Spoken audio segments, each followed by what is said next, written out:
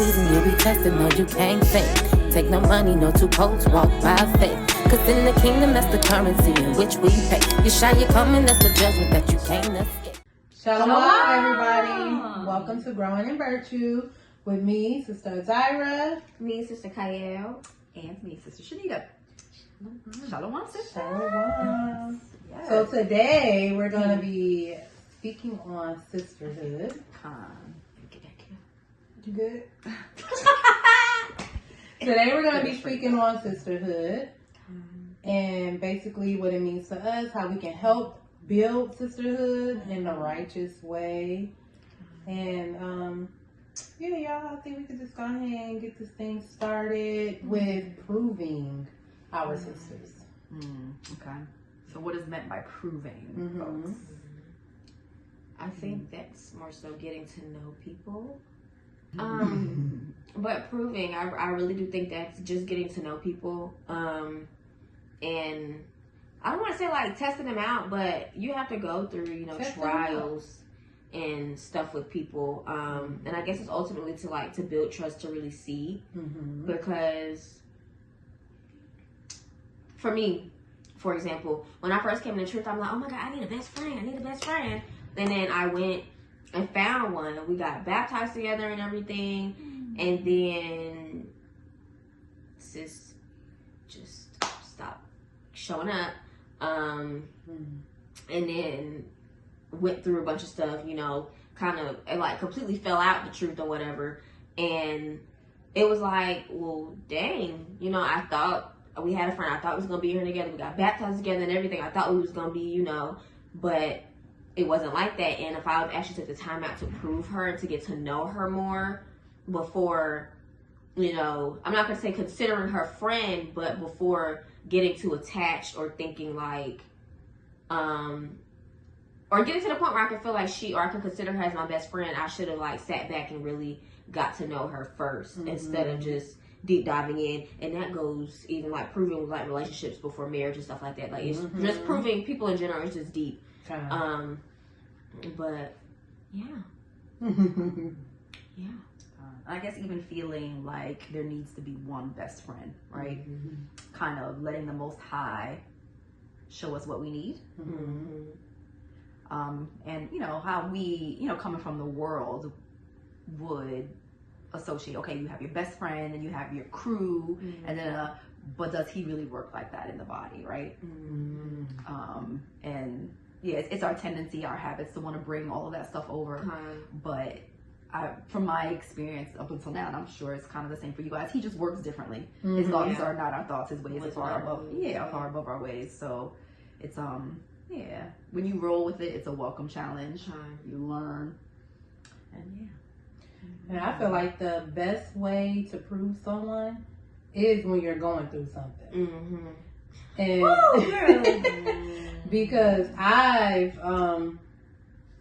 been in situations where we were like this, and then something so small make you go like that, and then you're hurt by it or you feel some type of way by it, and that's because obviously we didn't prove it.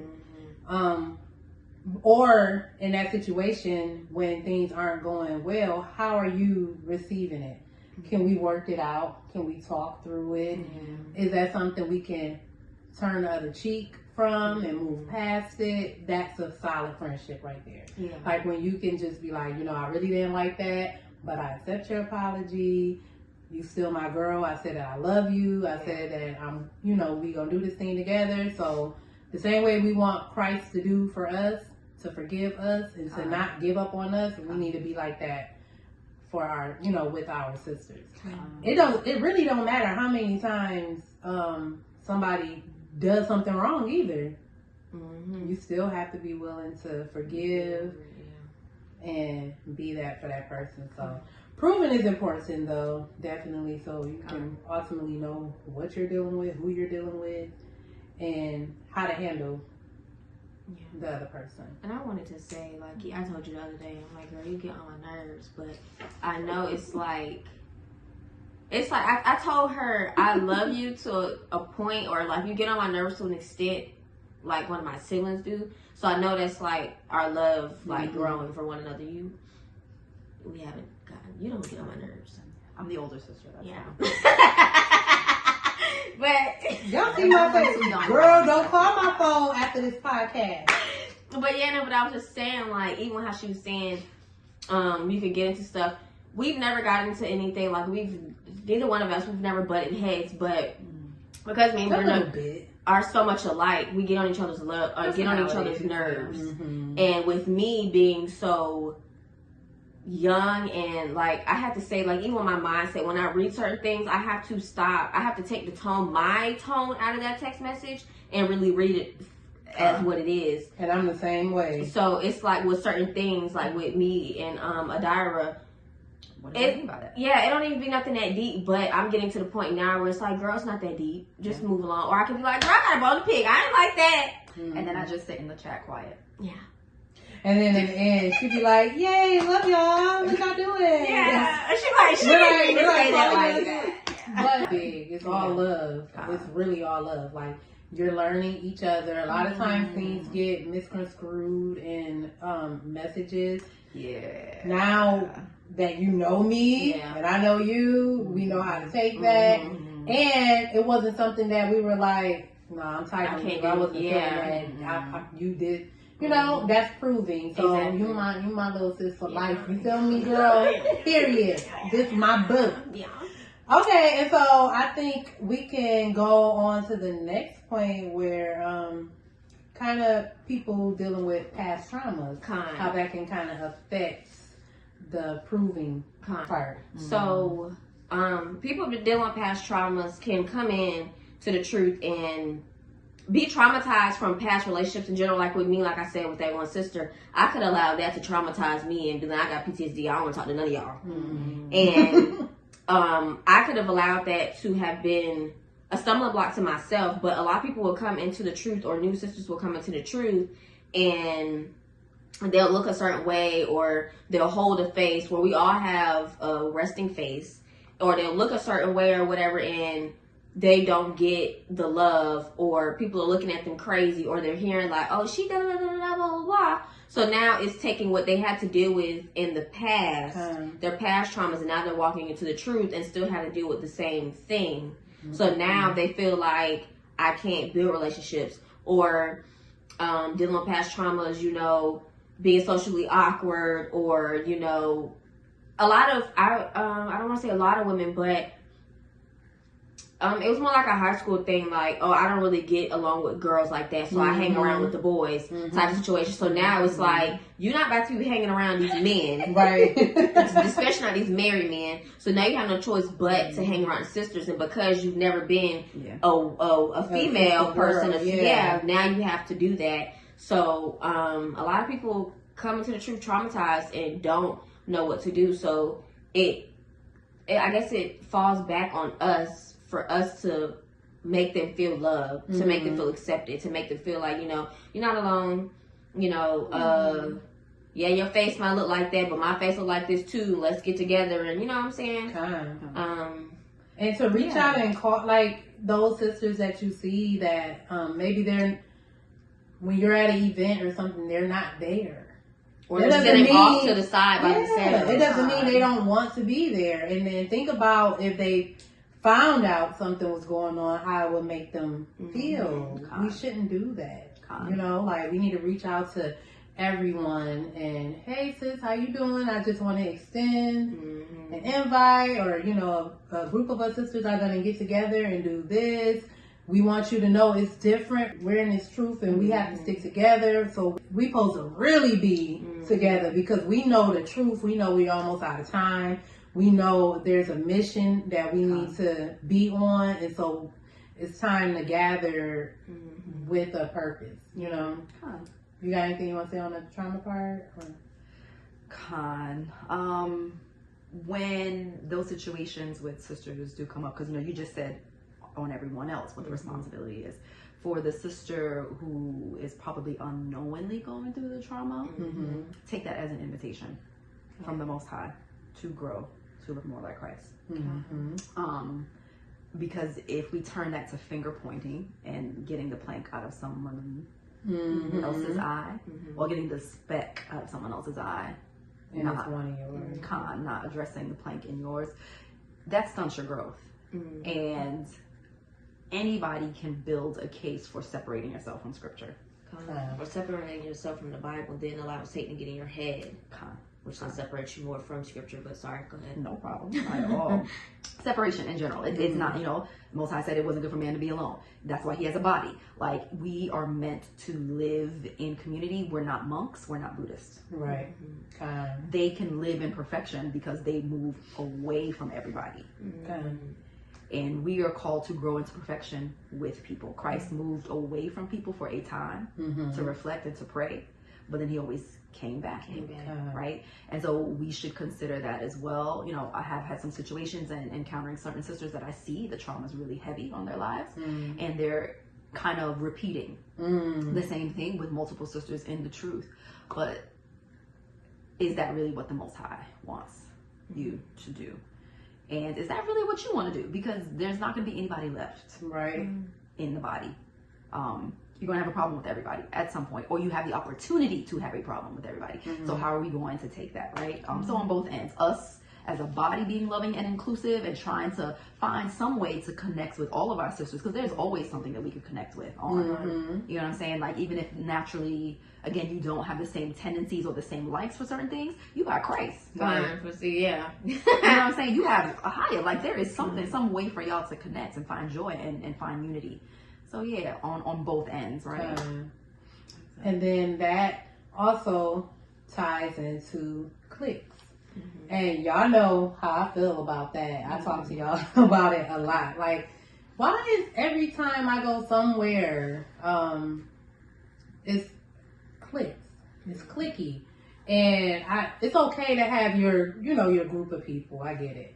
Some people may think we're a clique because we're doing this show together, but the difference is when we're getting ready to go somewhere or do anything, we're extending that to everyone.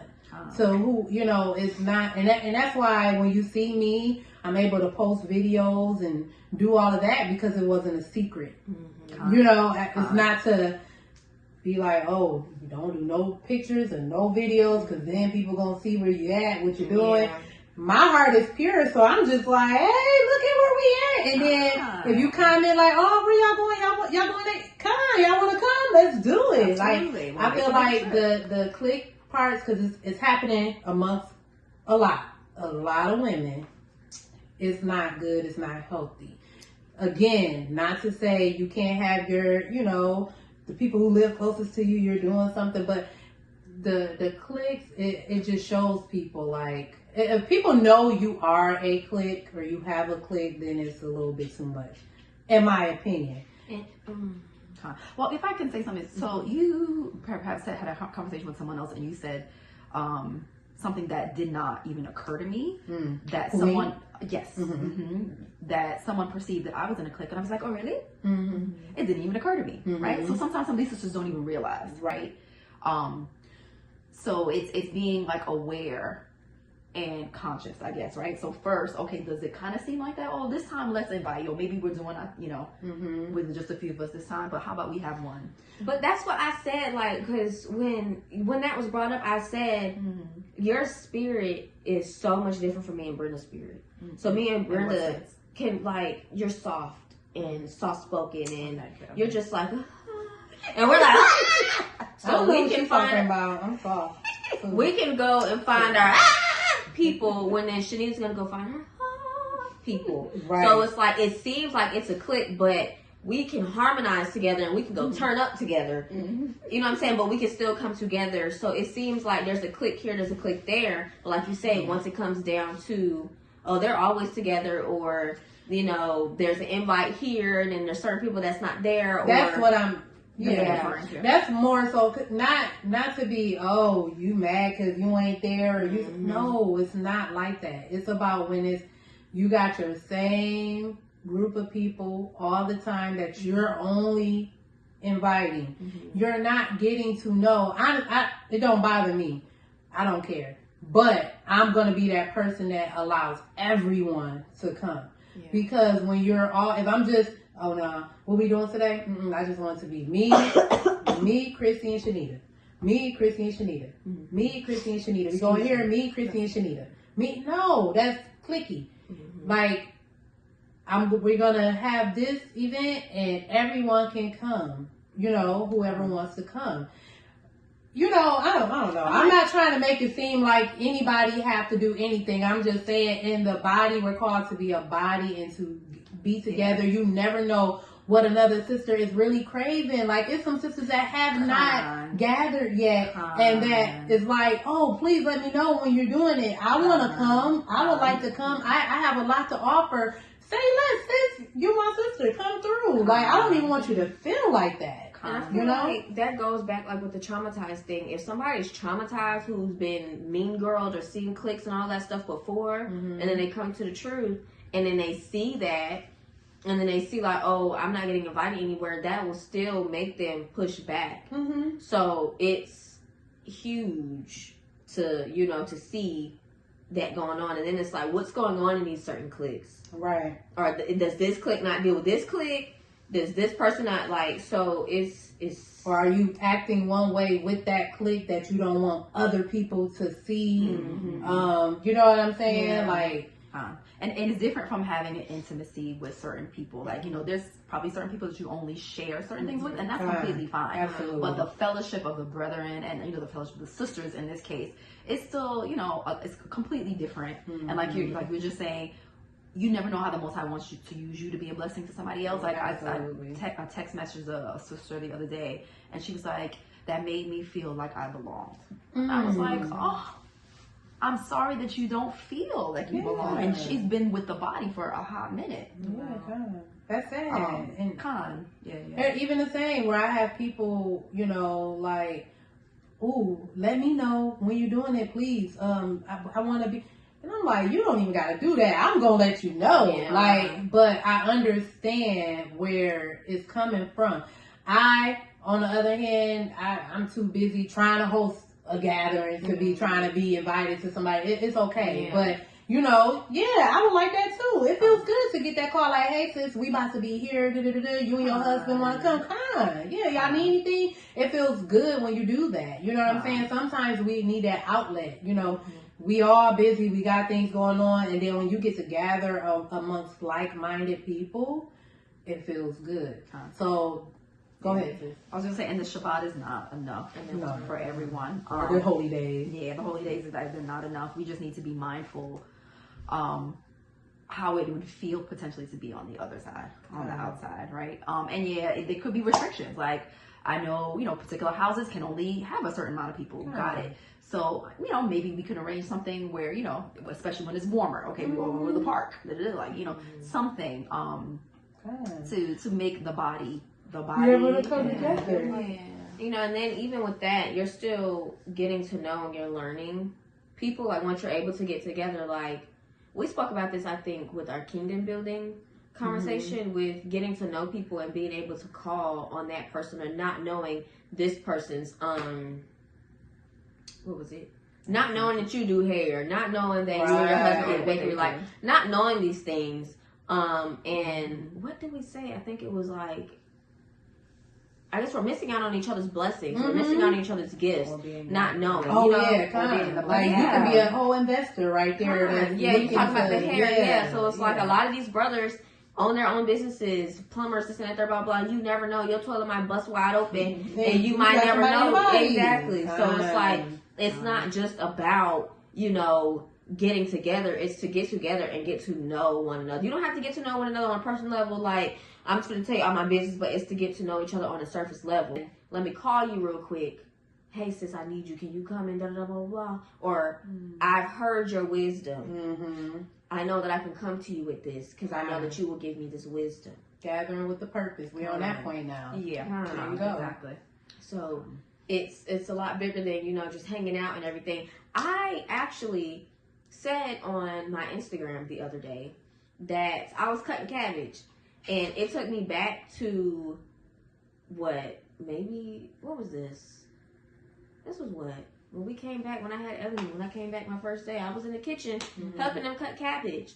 and just being amongst the kitchen committee or like the cooking committee, culinary committee, whatever. Amazing committee, because ain't nobody throwing down like that in the kitchen. I don't care. I don't care.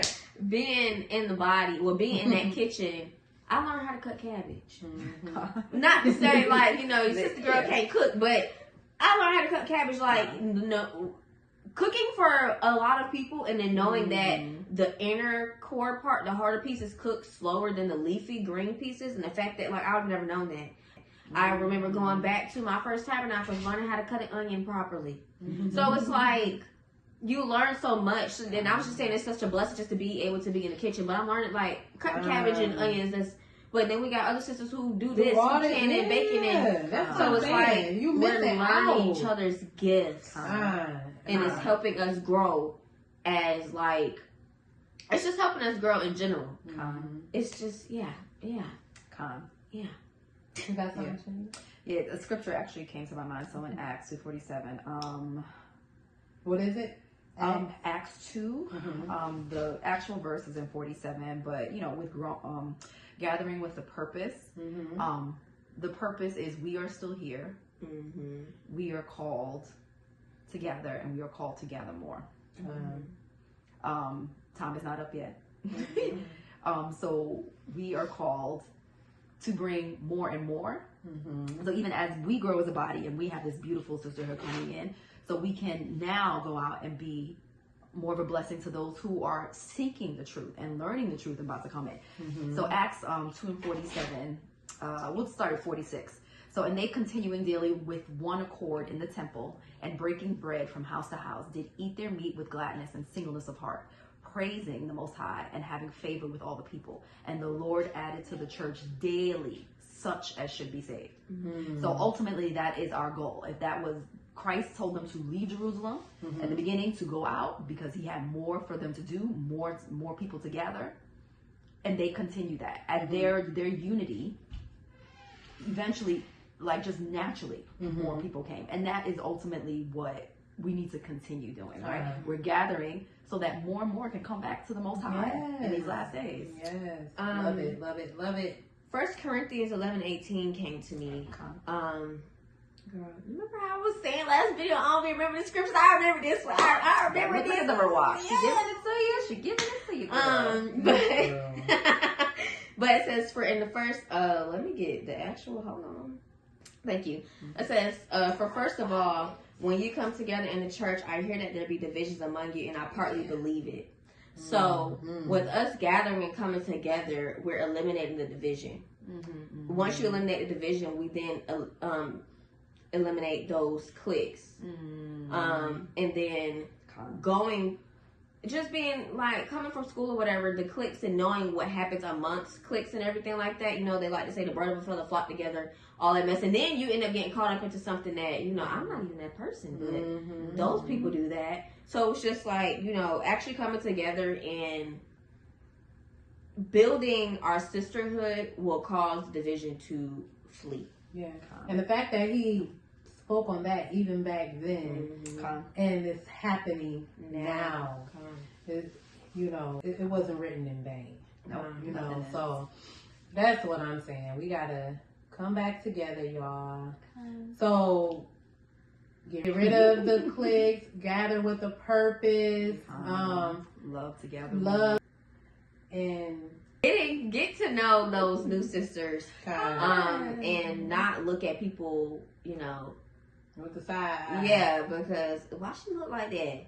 Knowing that you used to look just like that.